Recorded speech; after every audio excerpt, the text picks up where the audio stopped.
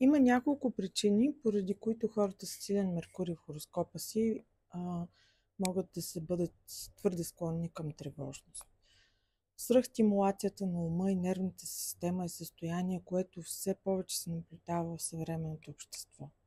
Особено в контекста на бързото развитие на технологиите и постоянния ни достъп до информация.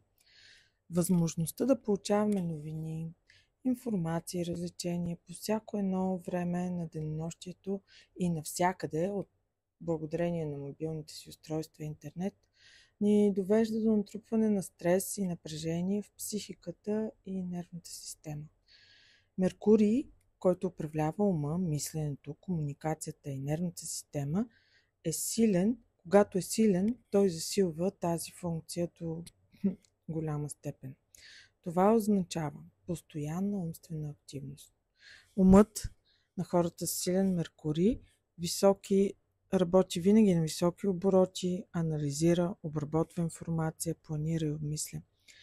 Тази непрекъсната ментална активност може да доведе до пренасищане и тотално изтощение на нервната система, и това се среща много често при хората с силен Меркурий. Те имат множество мисли едновременно. Хора с Меркурий в Близнаци често жонглират с много идеи, проекти и разговори едновременно. Това води до тотален бърнаут и една постоянна тревожност, която ги прави неспокойни, трескави, сякаш не могат да си намерят място. Тази разпиляност и нужда от постоянна симулация на ума, ако не бъде управлявана, също води до нервност и чувство за претоварване. Прекомерното внимание към детайла при зодия Дева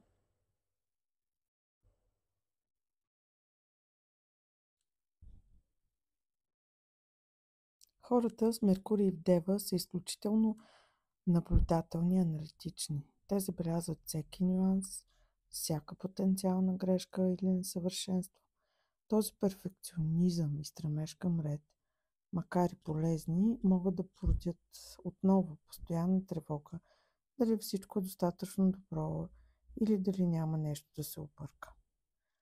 Прекомерният анализ и прекаленото мислене насърчава Меркурият до анализ и логика. Това води до склонност към overthinking. Вместо да действат или да приемат нещата такива каквито са, те са в едно състояние на постоянно анализиране, което ги вцепенява. Все едно не могат да вземат никакво решение и никакво действие. Преценяват всички възможни сценарии, основно негативните, и така се остават доста блокирани, и оттам бездействието, постоянните проекции, анализи, безкрайни визуални стимулации и сценариите, които се развиват в ума им, засилват тревожността. Това тяхно състояние се нарича ступор, от който една голяма част от представителите, които нямат други силни позиции в картите си, остават за дълъг период от време. И при тях това да има някой, който да е като партньор, екип, спомага изключително много. Защото не всички са така, но една голяма част от тях, ако не действат, са тревожни, защото постоянно мислят, или са недоволни, защото нещо не е станало точно както трябва, както те си го представят, детайла. Те се заряват в една повърхностност на анализ и понякога по този начин им се изплъзва голямата картина, отглеждане в детайлите. И много често една от моите учителки по астрология повтаряше, че не е в света най-много е мъчно за девите, защото те не могат да си намерят спокойствие поради причината, че си мислят, че само те могат да се справят с ситуацията, нещата и да ги изпълнят перфектно. Никой друг няма този потенциал и възможност. И това, като се замисли човек, е изключително натоварващо ограничаващо, спъващо, мъчително. Мъчително. Аз мога да го потвърдя като човек, който е с луна в Близнаци и силен стелион в Козирог.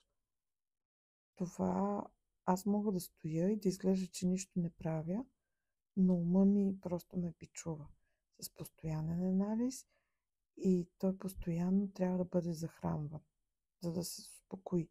Това, което намерих аз за себе си като успокоение за дълги години е да правя нещо с ръцете си, което е напълно логично, защото ръцете са по Близнаци.